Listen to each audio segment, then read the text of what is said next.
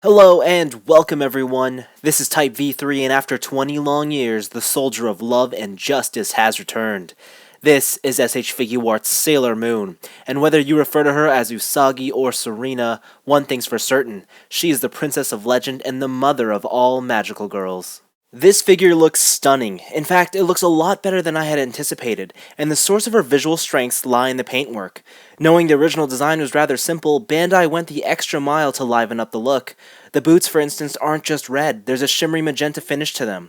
Her blue skirt has an infused metallic flake, and the whites of her costume have a subtle pearlescent coat. Though the best aesthetic detail is Serena's hair. All of it's been sculpted in a translucent plastic and then airbrushed with a yellow paint and orange shading to make for an almost glowing effect. As for QC issues, nothing major is present, though I do wish the white lining on her boots could have been sharper. At 5.5 inches tall, Sailor Moon is perfect in size. Bandai have also nailed the proportions of the body, emphasizing the narrow torso and long legs, although this figure's petite frame do create some discernible flaws. The biggest problems are the inner elbows and behind the knees. The joints break the cohesiveness of the sculpt. Mind you, there are much worse examples of this issue out there. Also worth noting are the hip joints. Let's face it, Serena's skirt is extremely short, so just through various posing you'll eventually see what's under there, and it's a disastrous mess. The stem ball joints protrude out too far and make her hips look disfigured. Of course, this area of the figure isn't necessarily meant to be viewed, so I won't mark it as a flaw but rather an odd observation.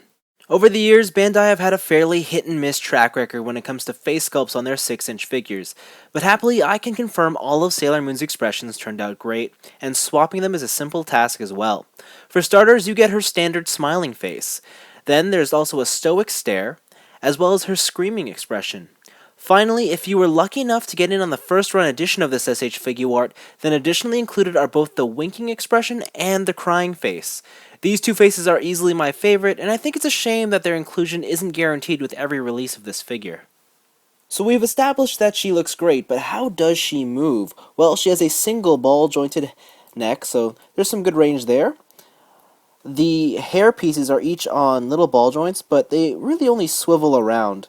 But they can get out of your way. The one thing I will say is that they do dictate the balance of this figure, and because she has small feet, she's kind of tough to stand, but you can actually use these to offset whichever way she's standing, so that's really good. The shoulders are on stemmed ball joints, but there is no real bicep cut. There's just a pivot at the joint there. Single jointed elbow. The wrist joint is interesting. Most SH Figuarts use ball joints, but this uses a straight peg, and I can only assume it's because of how small her wrist is. So this means that she has slightly limited wrist articulation, but you can still get everything working, assuming you just play around with it.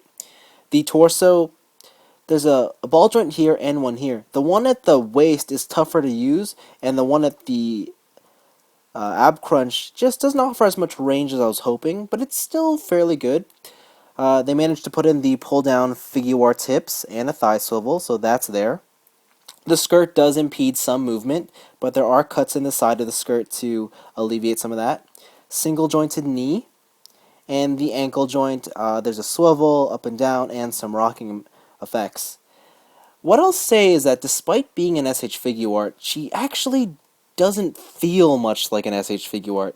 And to put things more in relatable context, she feels a lot like a Figma. The construction between these two figures feel almost identical, apart from the hip joint. And it does mean that she's not quite as posable as every other Figuart out there. I mean, she doesn't have the double jointed elbows or knees. She doesn't have the ball joint at the base of the neck. Limited range in the torso. I mean, don't get me wrong, this figure can still pose pretty awesome, but it is a little bit less than I would have expected from this toy line.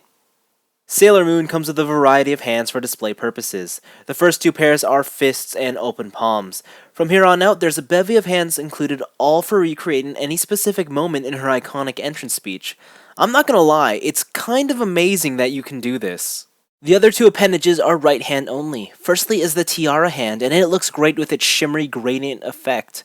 Naturally, there's also a face without the tiara to complete the magical action.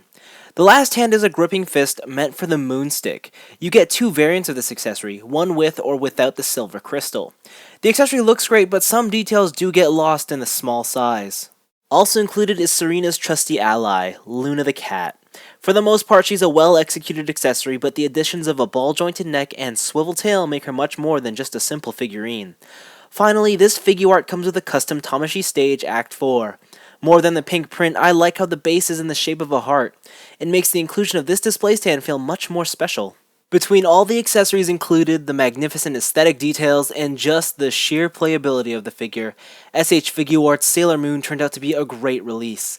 There really isn't anything missing from this set that I find myself longing for, and despite the core figure having some inconsistencies here and there, there's nothing hugely detrimental overall. That said, due to the original character's design, Sailor Moon doesn't exactly make for the best action figure, but Bandai still worked with what they had to provide another solid entry into the SH Figuarts lineup. Of course, there's still the matter of price. At just under $45, I wouldn't call this figure cheap, and when compared to other recent SH Figuarts releases, she does seem a little overpriced by comparison. Thing is, between Bandai's huge effort and the fact that this is the only option for a Sailor Moon action figure, I really can't complain. At the end of the day, what this is a love letter from Bandai to both the franchise and fans of Sailor Moon. They really put their all into this release, and I couldn't be happier with the final product.